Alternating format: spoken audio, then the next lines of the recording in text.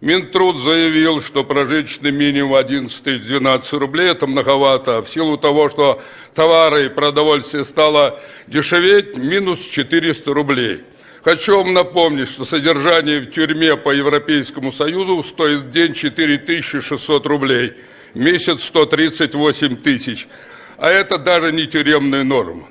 Пенсионный фонд после того, как ограбил все население на сотни миллиардов, подарок преподнес. В этом году добавят инвалидам первой группе 114 рублей, инвалидам второй и детям-инвалидам 81 рубль и третьей группы 65 рублей. На 2 пирожка с повидлом не хватает. Вот хочу вам напомнить, что практически все страны мира имеют закон о минимальной зарплате. У нас она 12 130, и попробуй разживись. Как это выглядит практически во всех ближайших странах? Обратите на это внимание. Сейчас толкуют, мы сейчас сравняем. Ну что, с чем будем сравнивать? Тюремную норму и блокадную пайку? США 79 тысяч минимальная зарплата, Германия, Франция, Англия более 100 тысяч, Турция, наш партнер по Ближнему Востоку, 31 тысяча, в 2,5 раза, Румыния 32 тысячи. Посмотрел Прибалтика, ну, казалось бы, ни из промышленности нет, трудовое население сбежало, никаких ресурсов особо. Латвия 33, Литва с Польшей по 44. Поэтому они занимаются, торгуют в основном русофобией. Все-таки минимальная зарплата приличная. Ну, думаю, наконец, мы, наверное, Африку тут обогнали. ЮАР наш партнер 16 тысяч, Габон 15 и даже экваториальный Гвинея на 2 тысячи впереди.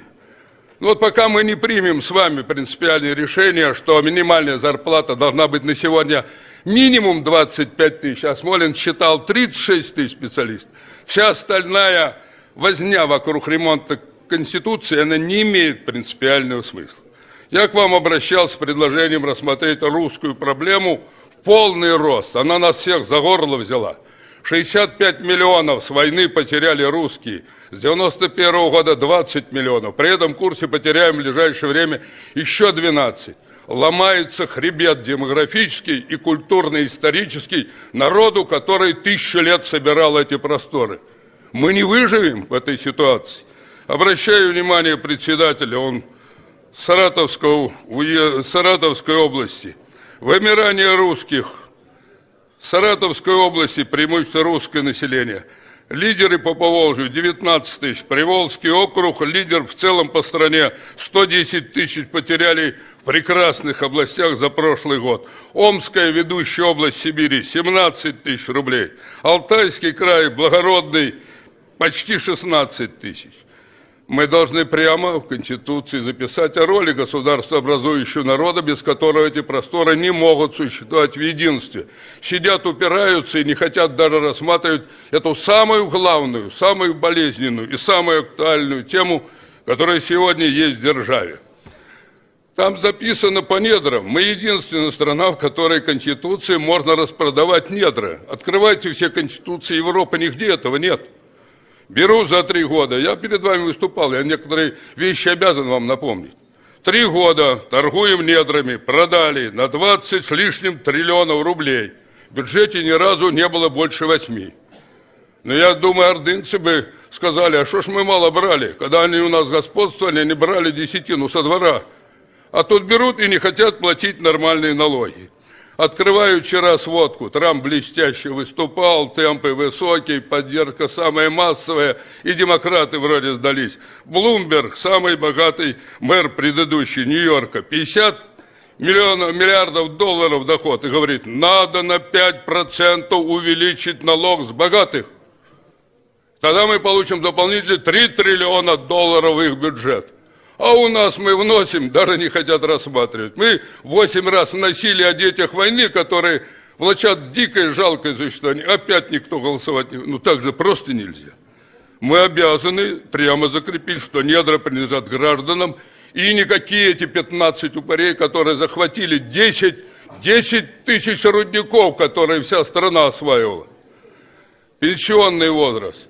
Ну, идиоту сегодня понятно, что эта пенсионная реформа не просто провалилась. Надо отменить 55 и 60 лет. Это то, что, собственно говоря, и медицина доказала. Весь мир будет снижать пенсионный возраст, потому что идет роботизация. У нас 2-3 робота, в Китае уже 40, в Южной Корее 500. Чего ж мы сидим и никак не примем решение, и правительство молчит о станкостроении, робототехнике, электронике, всем остальным. Давайте встречаться, обсуждать. Уже месяц прошел, опять потеряем. Вчера Путин их подгонял, нет на раскачку. А тут ни предложения, ни нормального диалога нет. Я считаю, что надо определиться нам и по образованию и здравоохранению. Идите в медицину. Я у Морозова послушал, прекрасно выступал. У вас бесплатно вырвут зуб больной. Все. Идите попробуйте зубы вставить. Я 40 лет тому назад занимался в родной области, всем дояркам бесплатно, все приехали на актив. Улыбка, засветишься. А сейчас никто не в состоянии. Посмотрите, что происходит.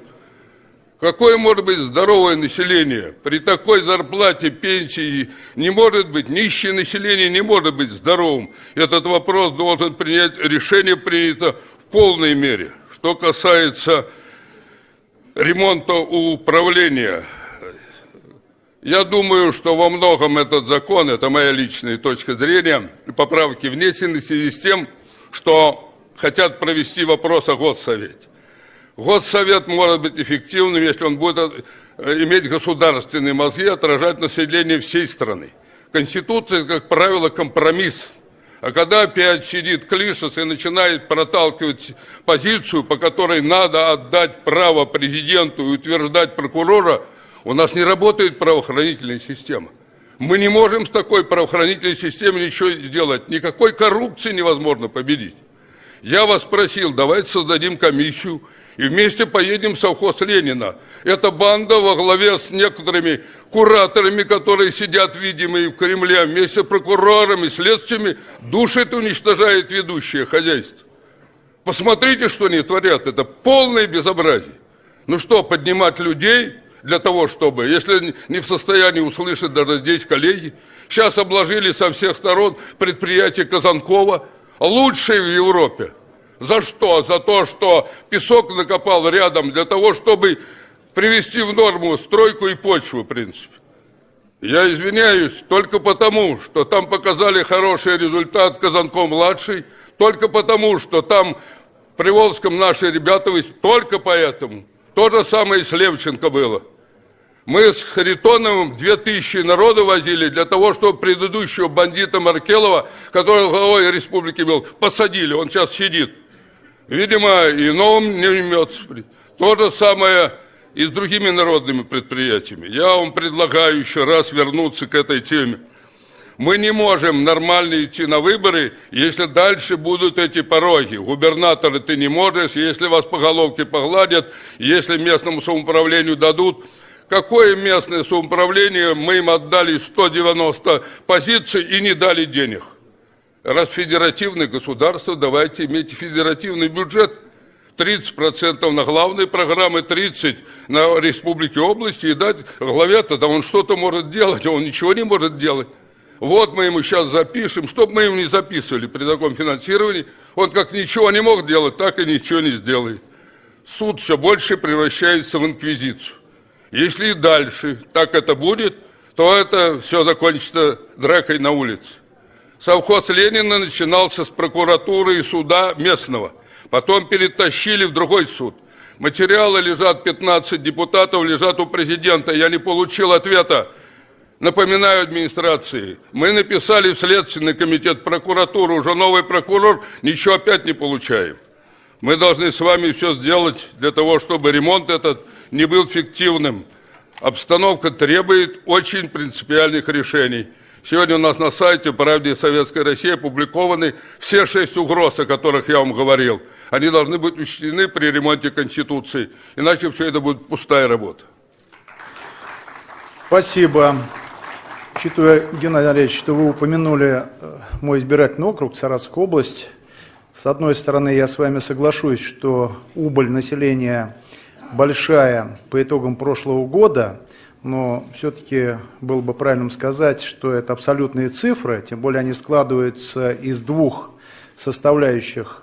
Это смертность и это миграция. Поэтому не 19 тысяч, потому что вы все 19 записали, что они отошли в мир иной.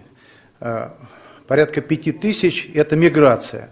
Но, уважаемые коллеги, для чистоты отношений, если мы об этом хотим поговорить, для сведения, до революции город Саратов, я беру город, был третьим городом по численности населения после Москвы и Санкт-Петербурга.